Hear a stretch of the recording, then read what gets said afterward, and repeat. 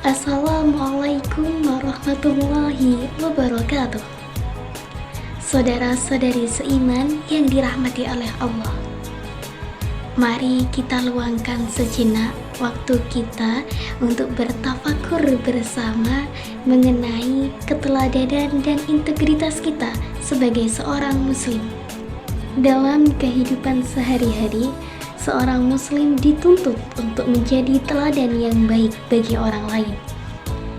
Keteladanan dan integritas adalah dua sifat yang sangat penting yang harus dimiliki oleh setiap individu yang mengaku beriman kepada Allah dan Rasul-Nya. Dengan memiliki keteladanan dan integritas, seorang muslim tidak hanya mendekatkan diri kepada Allah, tetapi juga memberikan contoh yang baik untuk masyarakat sekitar. Sebagaimana yang telah Allah firmankan dalam Quran Al-Ahzab ayat 21 sebagai berikut.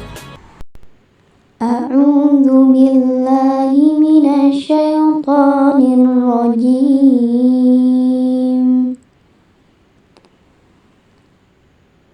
Bismillahirrahmanirrahim.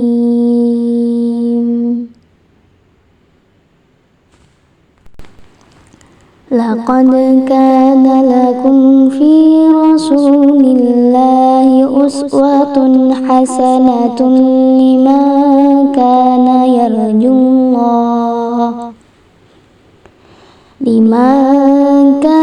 yarjullaha wal yawmal akhir wa dzakarallaha katsira.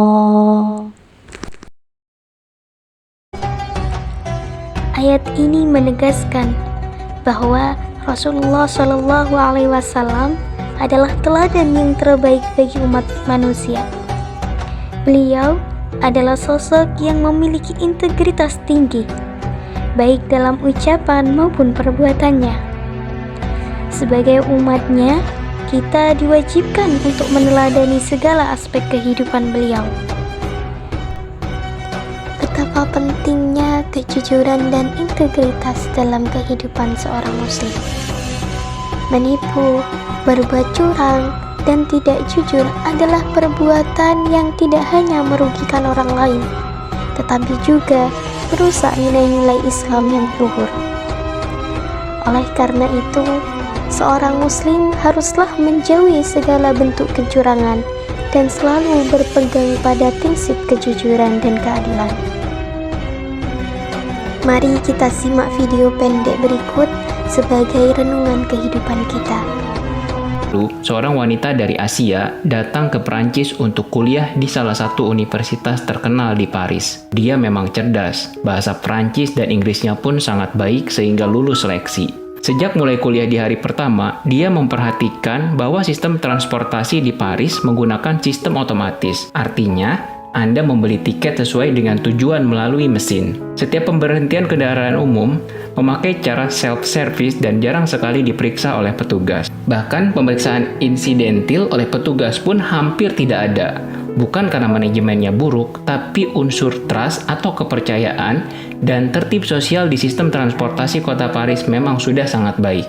Akhirnya lama-kelamaan, si mahasiswi tersebut menemukan kelemahan sistem ini. Dan dengan kecerdasannya, dia bisa naik transportasi umum tanpa harus membeli tiket dan dia sudah memperhitungkan kemungkinan tertangkap petugas karena tidak membeli tiket sangatlah kecil. Sejak itu, dia selalu naik kendaraan umum dengan tidak membayar tiket. Ia menganggap hal itu sebagai salah satu cara penghematan sebagai mahasiswa miskin yang dengan cara apapun kalau bisa irit ya diirit. Dia bahkan merasa bangga karena dianggapnya itu sebagai kehebatan yang tidak bisa dilakukan oleh sembarang orang. 4 tahun pun berlalu, perempuan muda itu pun tamat dengan cum laude dari fakultas favorit dan universitas ternama di Paris dengan angka indeks prestasi kumulatif yang sangat bagus. Hal itu membuat dirinya penuh percaya diri. Setelah wisuda, gadis itu pun mulai mengajukan aplikasi surat lamaran kerja ke beberapa perusahaan ternama di Paris. Pada mulanya semua perusahaan yang dikirim surat lamaran via email merespon dengan sangat baik karena IPK-nya yang tinggi dan lulusan universitas top di Paris. Tapi beberapa hari kemudian, semuanya menolaknya dengan berbagai alasan.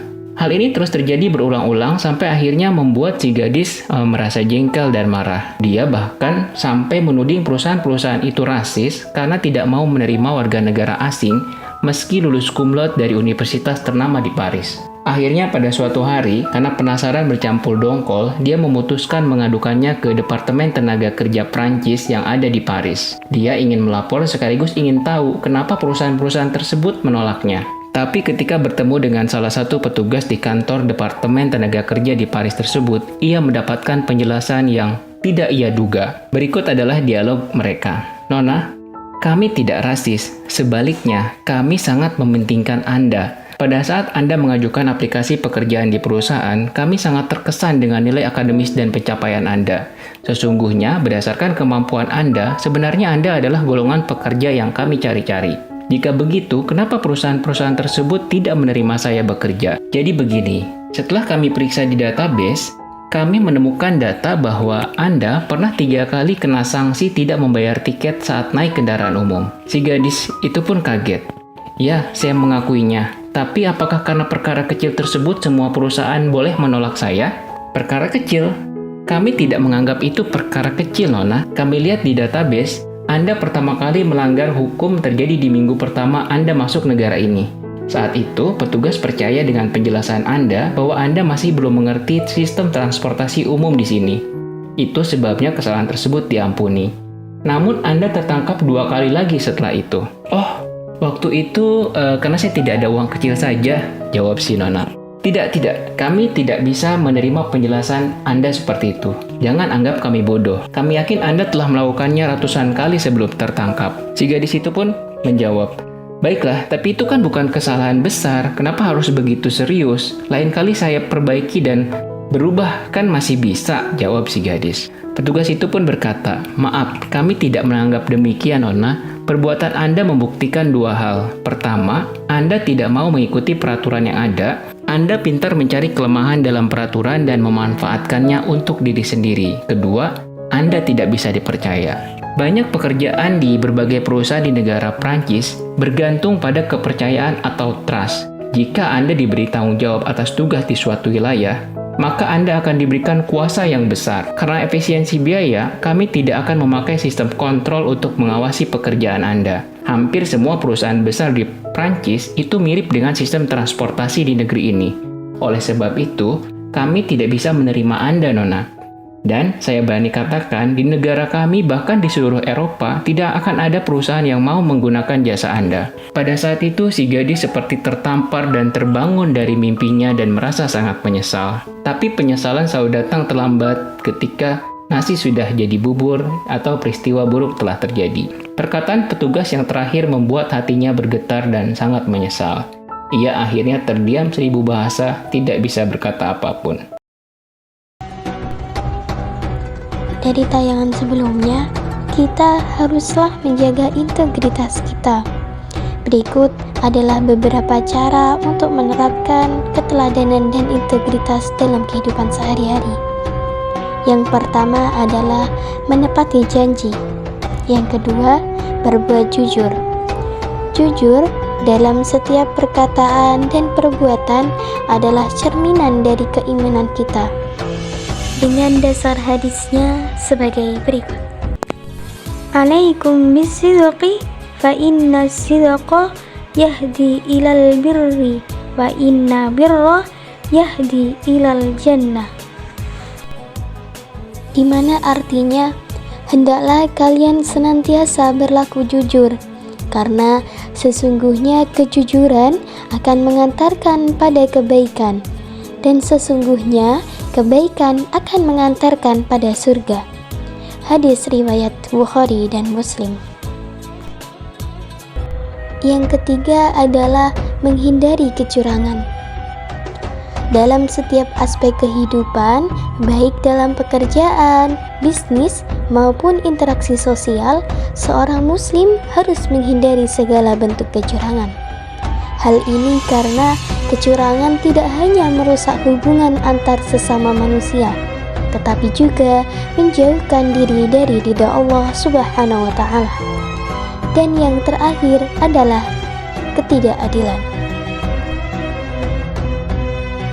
keteladanan dan integritas adalah sifat yang harus melekat dalam diri setiap muslim. Dengan meneladani Rasulullah Shallallahu Alaihi Wasallam dan menerapkan nilai-nilai kejujuran, keadilan, dan amanah dalam kehidupan kita, kita tidak hanya mendekatkan diri kepada Allah Subhanahu wa Ta'ala, tetapi juga menjadi pribadi yang bermanfaat bagi orang lain. Semoga kita semua dapat menjadi teladan yang baik dalam keluarga, masyarakat, dan lingkungan kita, serta selalu menjaga integritas dalam setiap langkah hidup kita. Amin, amin, ya rabbal alamin. Hadza afwan minkum. Assalamualaikum warahmatullahi wabarakatuh.